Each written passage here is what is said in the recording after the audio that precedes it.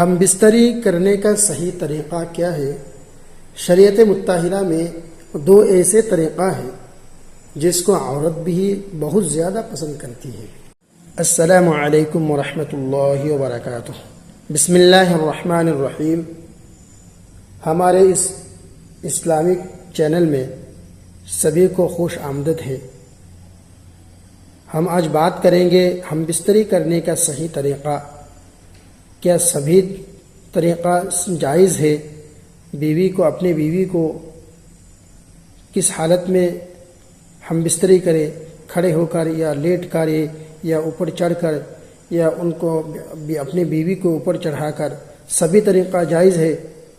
تو حدیث و قرآن کی روشنی میں جو دو طریقہ ہے وہ دونوں طریقہ سے سائنس اور دیگر جو ٹیکنالوجی دیگر دو اس موجودہ حالت میں جو اس بارے میں تبصرہ چل رہا ہے، سبھی نے اس دونوں طریقہ کو صحیح مانا اور دونوں طریقہ انسان کے لیے فائدہ مند ہے، مرد اور عورت دونوں کے لیے فائدہ مند ہے، کیونکہ اللہ تعالیٰ نے مرد اور عورت کو ایک دوسرے کے فائدے کے لیے بنایا۔ مرد اپنے بیوی سے فائدہ اٹھائے اور بیوی اپنے مرد یعنی شوہر سے فائدہ اٹھائے، لیکن طریقہ بالکل غلط نہیں ہونا چاہیے۔ جیسا کہ قوم لوط کا جس طرح حالت ہوا، اب سبھی کو معلوم ہے کہ وہ لوگ پیچھے کے راستے سے جمع کرتے تھے، مرد اور عورتوں کو بھی، اس لیے اللہ تعالیٰ نے ان پر عذاب نازل فرمایا تھا۔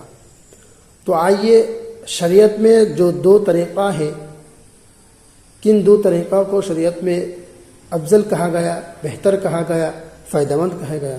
پہلا طریقہ ہے عورت نیچے مرد اوپر، یعنی عورت کو نیچے لٹائے اور مرد اوپر رہے۔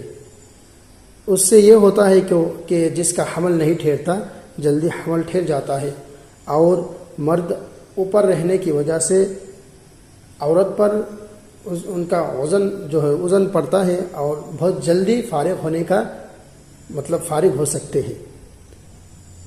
اور بہت سارے فوائد ہیں اس میں، یعنی جس کا حمل نہیں ٹھہرتا اور اس حالت میں اگر جمع کریں گے تو اوپر سے جو کریں گے سیدھا بچہ دانی میں آپ کا منی داخل ہوگا، یعنی جو آپ کا منی ہوتا ہے وہ بچہ دانی میں داخل ہونے کے بعد ہی بچہ اللہ تعالیٰ کی قدرت سے کیا ہوتا ہے اس میں ہوتا ہے۔ اور یہی طریقہ ہے کہ آپ اوپر لیٹے اور عورت کو نیچے لٹائے، اس سے سیدھا بچہ دانی میں چلے جاتے ہیں۔ دوسرا طریقہ ہے عورت کو اوپر، یعنی حدیث کا جو الفاظ ہے، آپ چوڑے ہو کر مرد نیچے رہے اور عورت کو اوپر رکھے، یعنی دونوں ٹانگ کو مرد پھیلا کر اپنے عورت کو لٹائے، اور یہ طریقہ بھی ہے کہ اس دونوں ٹانگ کو، عورت کا جو دونوں ٹانگ ہے ان دونوں کو اٹھا لے اوپر۔ یہ دونوں طریقہ کیا ہے؟ فائدہ مند ہے اور بہت سارے لذت حاصل ہوتی ہے، دونوں مرد اور بیوی دونوں اپنے خواہش کو پورا کرنے میں، یعنی بہت جلدی اپنے لطف اٹھا سکتے ہیں۔